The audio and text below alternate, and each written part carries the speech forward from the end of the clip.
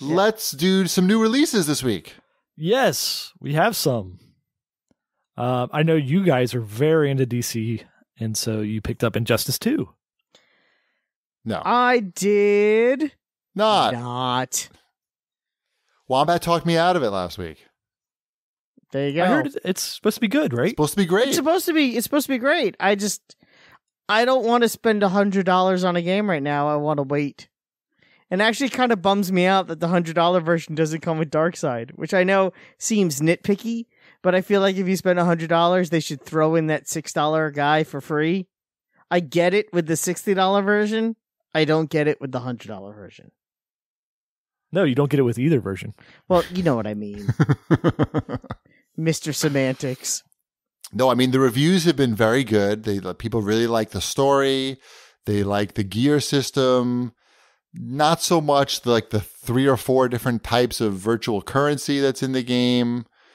The rare one you can actually buy with real money. And the review that I read said that the stuff is so rare that, you almost really want to pay real money for it because otherwise you're just spending hours trying to get this stuff. Yeah, I mean, I don't doubt that. Here's a question, and we can address this. This is from Mike Autonomous. He says, I love the show, so I'm not trying to dog on you, but do you honestly think that Injustice 2's vast amount of content provides no insulation from the Ultimate Edition-based criticisms? I don't think we're saying that we think the game is bad or anything because there's a $100 version that still doesn't get you all the DLC characters, right? There's still going to be ones that aren't included in that, right? Or am I wrong about that? No, I think that's the one that comes with that. I think it has all the DLC characters except for Darkseid, I think is what you get with that. I think. Well, they said there's 9 DLC characters that it comes with. But is that all of them? Yeah, I think that's all of them. I think the point is they haven't announced more than that. Right. I don't think they've even announced 9, have they? I don't know. I haven't been following. I thought they'd only announced 3, but I'm not positive. Maybe 4. Sub-Zero was one of them. That's the one I remember. And they announced Starfire and Cyborg. That may be it, but I don't quote me. Is Dr. Fate in the regular version of the game? Or? Yes. Okay. Yes. I paid close attention to Dr. Fate because Dr. Fate. We're just not in a rush to play it, and I don't think that we necessarily want to reinforce that behavior of charging $100 to get all the characters in the fighting game.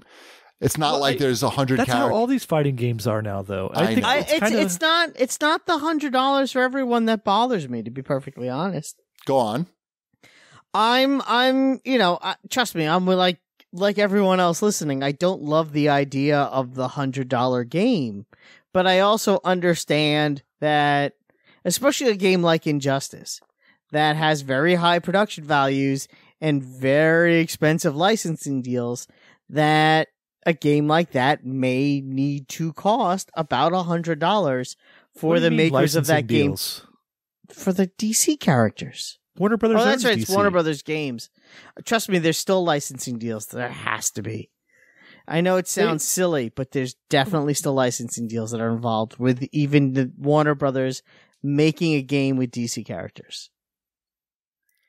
It wouldn't surprise me if they need to have a $99 version in order to break even on a game like this, and that a $60 version may not be not profitable, but not the kind of profits they need to continue making more games. I would agree with that, although they're going to get the people up front, the fighting game community people and the DC super fans, and then they're going to get everybody else later when they put out the Ultimate Edition for $60. Yeah, and it's only 7 months from now, according to the last one. Although the difference is that the Ultimate Edition came out at launch, so I could see that dropping in price sooner. But that might not be around at that point, because that's just a limited edition version, basically. Yeah, I'm just, you never know. And crazier all the content isn't out for it yet. Yeah. You're buying future content.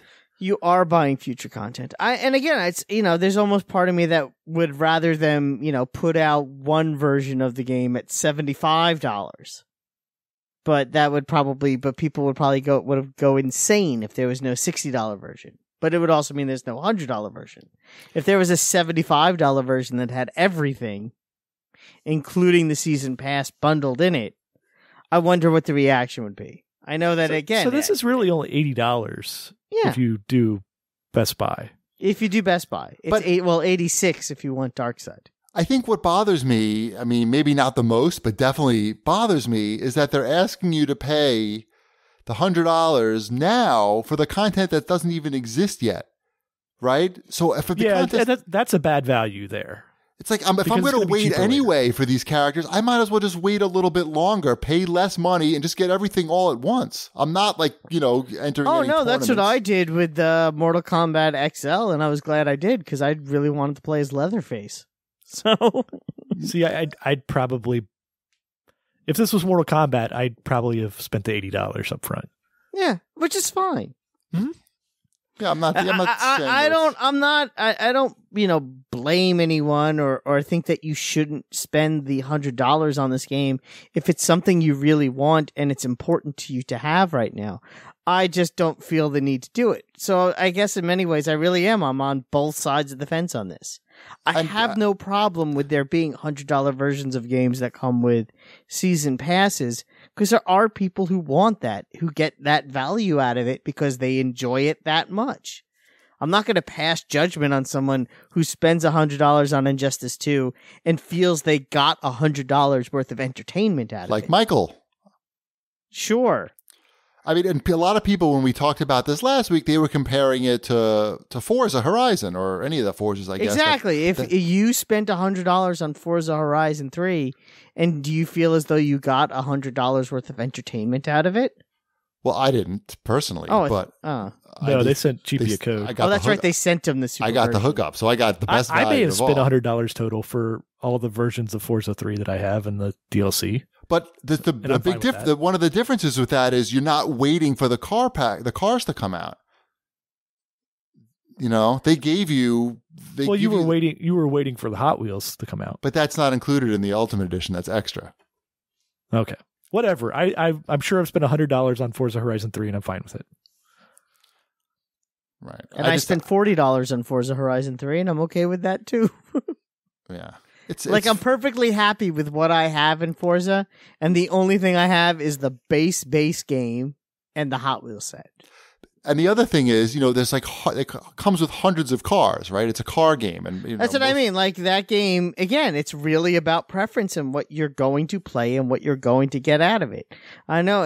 I feel like sound like a very mature old man when I say things like that. Like, hey, if you're happy, I'm not going to judge you for spending what you want on something that makes you happy. If I knew that there was really going to be DLC for Mass Effect Andromeda, which I don't think there's going to be, even though they kind of set it up, I would have, paid for that. I would have done it. I would have probably done that. Pre-order. They had an $80 version. I probably would have gone that way, but there just wasn't that version. If there was 100 DC characters that came with the base set of Injustice, and when you buy the Ultimate Edition, you're getting like an extra 15 or something. I maybe would have felt better about it then. But and I know it's fighting games are different than car games. No one needs to point that out to me, but I don't know. I just don't see a lot of value there, like in spending an extra $40 to get 9 DLC characters. Because it's not for you. Yeah, that's just for me personally, my sense of value, and it's not for you, but it's for other people, right? And when we get everything for $60, we're going to feel like we got great value. So everybody wins. $20. $20. I'll pay $60. You're waiting for a while then. I don't know. I had to wait less than a year to get Mortal Kombat XL for $20. Yeah, we'll see. We shall see. Mm-hmm.